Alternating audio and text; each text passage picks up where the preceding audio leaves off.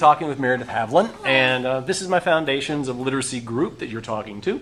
And they're just getting their heads around the practice of using trade books as part of lessons and part of lesson planning. And so we generated some questions and posted those to you. And she had a chance last night to look at them. So we're going to look at these and kind of go over some of them today. Yeah. And as Meredith said, she's the first to tell you that she doesn't have all the answers. Meredith, how long have you been teaching? This is my 5th year. 5th year teaching here, just period or here at Nagel? Total. Started here, been here, same subject, 7th grade math. Right. And the funny thing is, often people say, well, sure, you guys can do it. You've been teaching for 20 years. Right. But I started my first year with some, most of these trade books I tried out my first year. And then I've been using them since. So it was kind of, I've weeded out some of the bad ones, but awesome. But I've been using them since. So I think that was kind of my chance to try out a lot of different things my first year, because it wasn't like you were being, I think it's a little less critical your first year. Like we always say, you have sort of a carte blanche to fall on your nose and get back up again, which is kind of nice. Exactly. Kind of nice. When they invest in you, it's not a one-year kind of thing, unless you're god-awful, which you're not. Yeah. Hey, a good way to go about doing this, because we've got our questions printed out, is would you like me to kind of, I can turn them around this way. Sure. I can ask you some questions. Sure. And we'll go through things. The class will be happy to know also that we're limiting this to no longer than 15 minutes, because that's when people start to drool and start fading and all that. That's right. Okay. So here we go. Okay. First up, you're a math teacher. Yes, I am. And what are some of the trade books you use for instruction? I have some trade books that I use for instruction. I've got 3 favorites that I use, and then I have others that I supplement in every once in a while. I don't use them every year, but sometimes I do. And there's a lot of more appropriate ones for elementary school. People will tell you that that are more, I wouldn't say more appropriate, easier to use for elementary school, but they can be adapted to use for secondary. Certainly, I think I personally think you could use them in high school too. That was a question that came up. Was we're dealing with 7th and 8th here, or we're dealing with 7th and 8th grade kids. Although what defines as middle school varies a lot. And are there some books that are, we'll just say, more effective with different age groups than others? And I think that's where you're going with that. Yeah, I think so. I think you have to be careful, and you have to know your kids. You have to know the students. Honestly, I gauge it, when I pull out that first trade book, like I just pulled out, there was an old lady who swallowed a fly. Right. Literally, the other day, I pulled this book out, and the kids were like, what? It was so funny. And so we read this book, and we talked about rational and irrational numbers and subsets, and how things are contained inside Venn diagrams. It's the Euler diagram, really, but the Venn diagram concept, and it perfectly ties in this book. And it's hard to understand that concept. It's a very higher level concept to know that something is contained inside of something else, but still involved in that smaller subset. And something we've said many times is comparison. Yes. Comparison is a huge tool, and Definitely. It builds on schema that exists already. And then when you say, well, I understand the idea, fly gets eaten by this, gets eaten by that, and then to say, okay, now take that understanding and apply it. This is like a thematic connection between the book and the concept. Definitely. It's not written to say, hey, this is about substance. It's not a skill based, and that's why I like this one so much, is because it's different than a lot of the other ones I have, because it is the concept and the organizing tool versus the you can come. I'm just coming to say You're hi. good. Oh, at time. And we just had a quick hello. But when we're walking out, we're talking about this. Sometimes they're not so much skill-based books, or content. They're not content-based. It's more of the concept, or the organizing tool, or the thematic relationship. Like, I think that's a good way to describe it. Right. The question here, and I think that kind of deals with incorporating trade books from outside of math context. That's really what that does. It says, here's the concept. How can I apply it? Do trade books produce a greater understanding, do you feel? I think they do. I think the key with trade books is that they kind of get kids more engaged. It's kids who don't like math normally who really get into a trade book. They're like, ooh, I don't have to sit here and listen to notes. I can think about it through a book. And they don't realize they're learning necessarily always because they're listening to a story. Right. So I think that storytelling element really brings the kids in. I think it engages them. And I think a lot of times, depending on the book, it does produce a greater level of understanding, because it's showing them in a different way than I would normally explain it. Right. Through a narrative, and they're more used to narrative. Oh, yeah, they're definitely more used to. They would prefer to have that conversation, and that's why I think too, when you're talking about in class, when you have kids explain things to other kids, they understand it much better because they're talking through it, and it's not the step-by-step notes or whatever that you would describe as a teacher. Right. All that reciprocal, constructivist kinds of teaching say the same thing. Yeah, I think that's the same idea as what a book does. It just gives them, in a different format, the same content. And it's interesting. How do you pick out your trade books? Because you have some good ones, but they must have come from somewhere. Yes, I have used a lot of different sites to find trade books. I was really interested in college. I took a children's literature class, and I got a ton of resources through that teacher, but I found that there's a lot online, mainly online. I think that's the best place you can find. I Googled them today just to see what popped up, and trade books just for school, for elementary kids, for middle school, and you'll get a ton of websites. There's a great website on the Ohio Resource Center, that's the Math Bookshelf, and there's a ton of resources on that. You can go by content, you can go by subject, you can go by grade level. So I use mainly the internet, or recommendations from colleagues. Right. Another math teacher used this one. There was an old lady who swallowed a fly, and she said, "Oh, I use that. Do you want to use that too?" And so it's Right. just sharing and And collaborating. that's an important thing to note. A lot of people think, well, I'm going to go into teaching and I have to know it all from the first day, and that's impossible anyway. Oh, yeah. But you get such good ideas from their colleagues, Right. kind of saying, well, you Right. tried this, and just being open to try new Yeah, things. you just have to be willing and to share early, too. And Yeah, early. definitely, And it goes two definitely. ways. Well, how do you choose what to highlight with the books? I mean, I guess one of the big questions I had from the guys was, hey, how do you take, here's my math content, do you actively go searching for books that might deal with the same theme? Depends. There's some books that I already knew were out there. Like there's the whole series of the circumference. Yeah, they held those up because we were talking about those in class Yeah. the other day.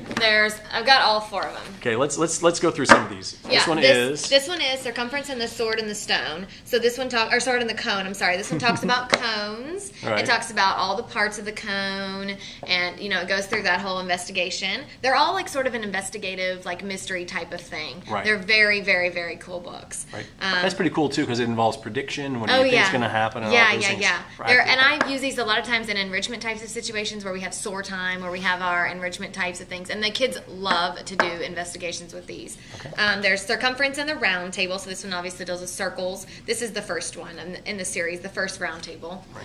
So that one's all about King Arthur and the round table.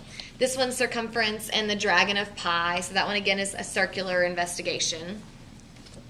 All about pi, how it was developed. And this one is the circumference and the Isle of Imiter. So this one's all about perimeter. It talks about Lady Di and Ammeter. So diameter and perimeter. Which is it's kind of sneaky too because like they're building in mnemonic devices, memory Yes. devices for you to remember some The of these names. vocabulary too. Yeah, that's a huge thing. That's a hard concept in a lot of subjects, is that new vocabulary, the content vocabulary. So I think that helps when they can think back to the story. Oh yeah, Lady Di, Ammeter. So we're talking diameter, we're talking perimeter when we talk about the Isle of Ammeter, and so yeah, it's pretty cool. Right. Excellent. The one question they had here says, when should the trade book be used? Do you generally use your trade book like at the beginning of the lesson as an anticipatory, an engagement tool? Or Most of the time I use it at the beginning of like a lesson. Usually though, it's coming towards like the end of a unit, I would say, most times. This one was at the very beginning. These would normally come at the beginning of the topic. Right. This is probably my favorite one. This is cut down to size at high noon. I use this one before I do an assessment. And actually the assessment is based on this book. And it's more of definitely the content is played into there. It's got like pages where it actually shows scale drawings. That's what it's all about. And how to do scale down and scale up things. Right. So It's kind of a hilarious thing if you can see over here, people like they get their hair cut in the different, scaled down things like a grasshopper or a train or whatever. So it's kind of hilarious. Yeah, it's really funny. The kids love this book. So they actually end up having to create their own scale drawing of what their hairdo would be at the end of the unit, and that's their assessment. I actually grade that as their test. Right. One question here, does each student need a copy of the book? Definitely not. Okay. How do you handle that? I walk around the room kindergarten style. And they love it. And sometimes I'll use an Elmo, and if I want them to see something very closely, like if I wanted them to see a drawing closely or the scale drawing, I would show them, I would say, look here, see how they did this. Right. And that by type of Elmo, thing. it's like a document projector, Document camera, like the Epson. Right. Yeah. So that's exactly what that I would do. I would definitely not give them a copy. Now, some teachers might, if it was something really technical, like skill-based, you might copy a couple pages for the kids. That would definitely be doable, but I don't think it's necessary. Right. It's interesting. Why do you think trade books are considered so necessary in middle school? I think it's that in-between age. Definitely the in-between age. They're still, this is why I think a lot of people are drawn to middle school, because they're still kids at heart. They still enjoy learning. They're not quite to that high school age where, they just have been turned off by all their experiences. So you can still pull them in through those kid-like techniques that we use in elementary school, of the reading the books and that type of thing. So I think it's a very powerful way of engaging kids, getting them to think that getting them to feel like learning is still fun, keeping that spirit, that I think there's creativity. Also, to toss this into, I think we tend to act like we pass judgment on earlier grades. Like we say, well, we don't do that now. We're in middle school. We're just tired. I think it values their experience when you are reading a book and you say, hey, I want everybody to come up and sit on the floor. I'm going to be reading a book to you today. And I had a kid last year go, oh my God, I haven't done this since 5th grade. And I said, well, come on up. And they really, really enjoyed, value, knowing that there was value in what they did before. Yeah. You were talking about with what trade book gets the biggest response, and I think you were talking about that. This is probably my favorite. I think because it's my favorite, it's probably their favorite, because I have the most enthusiasm for it. I think it rubs off on the kids. A lot of them have also seen the Math Curse. Oh, I've heard it. Yeah, we talked about that before. That's a really fun one. A lot of them, by 7th grade, have heard this before, but they still like hearing it again. The kids like reading the same books again and again, same as when they're little. So I think these two books are probably the most liked books. They get the biggest response. But I think in general, books that have the strongest storyline, they're just interesting. They don't sound like a technical story, like the skill based. Right. They have a fun story. Had you heard of the book? And because one of the questions here is, how do you define a trade book? Because what we're looking at right now, these are mostly picture books, earlier reads, that kind of thing, illustration heavy, text light, and which, by the way, as it turns out, studies today are saying, hey, how do you define text? There's a lot of ways to define what text is.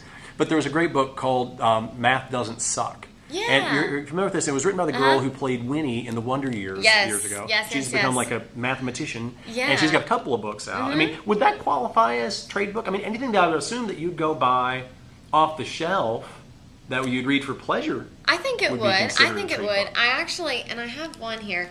I haven't read this to the kids too much. This one is actually, it's kind of a problem solving, and it's a thick book. It's interesting because it's chapters, and it goes through different investigations of problem solving, but it's all about this cat doing it. So it's kind of interesting. I would call this a trade book too. Right. My student Jamil really, really loves cats, so I know he'd love to use that. Oh yeah, Penrose, The Adventures of Penrose the Mathematical Cat.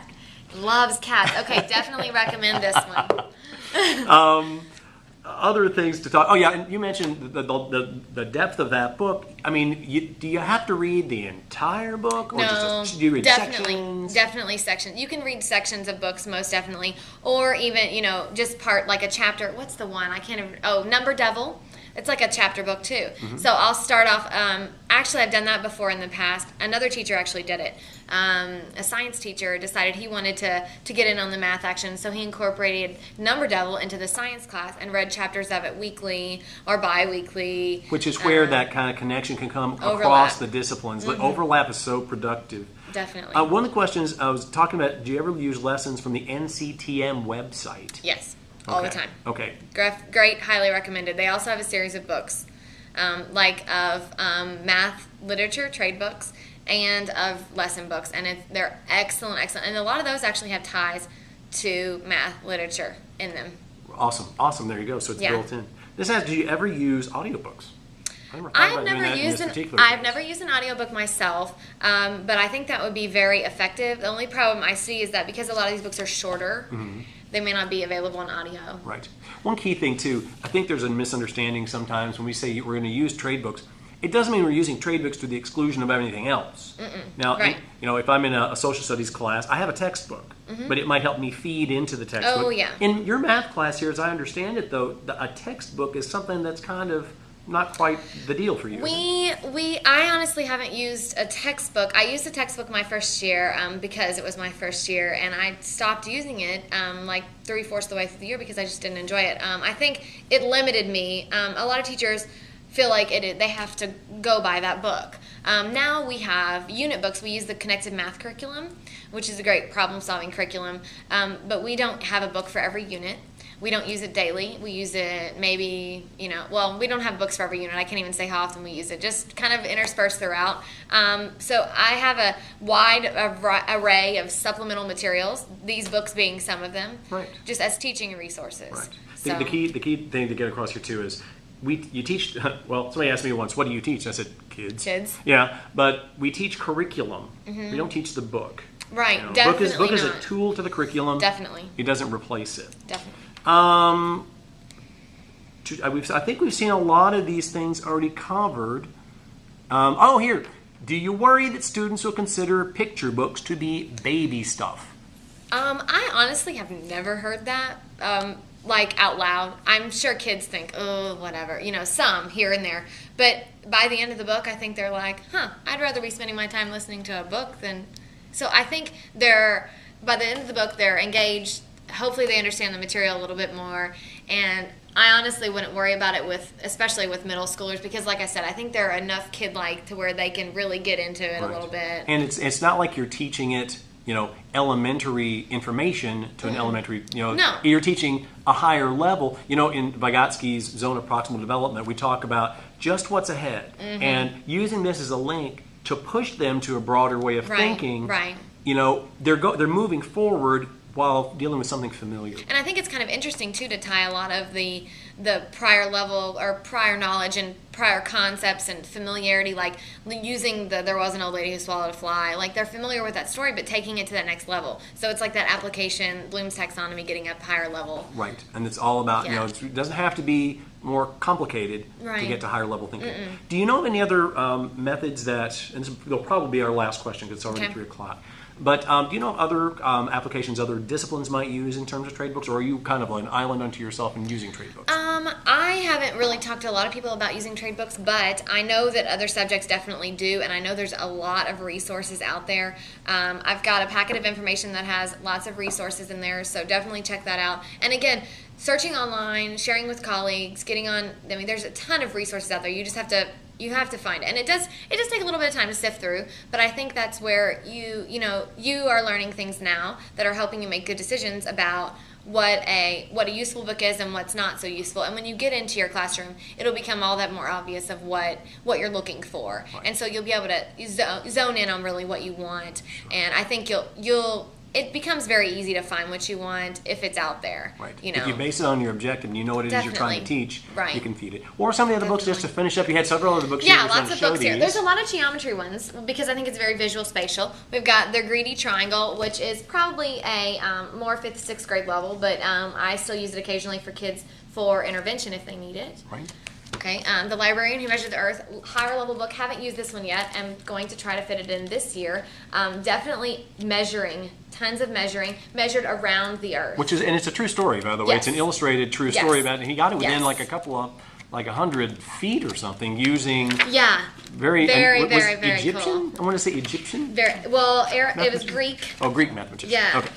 So very, very, very cool. But it's very text. There's a lot of text going on here. So I think if I were to do this one, I don't know, I might even let the kids read some of this, do some partner sharing type of things. And given that if it is Greek and you're looking at ancient civilizations with social studies, what a great time to tie it in. Yeah, and he's already talked about some of this, so I'm definitely going to try to use this one. There's a Twizzlers book on percentages. This is a little lower level elementary, but of course anything with food or candy they love. I've also got a book of math poetry, which is kind of good ways to remember vocabulary, measurement, poetry about estimation, subtraction, addition, and they write their own poetry too. They really like that. Very cool. And then I've got a book here, just a resource book, writing prompts for math too. Not so much trade books, but writing prompts, because I think those tie in hugely together. In any curriculum, if you're going to do reading, you got to do writing. It's a yin yang thing. I mean, you can't talk about literacy and not be talking about writing. Right. Okay. Right. It's like complicated. Meredith, thank you so much. I really appreciate it. No problem. Now, of course, this will be Thank on you. YouTube, and I plan on this will be one of the sure. hot posts. Okay. Sure, yeah. Thanks Okay, so much. Thank you. Bye.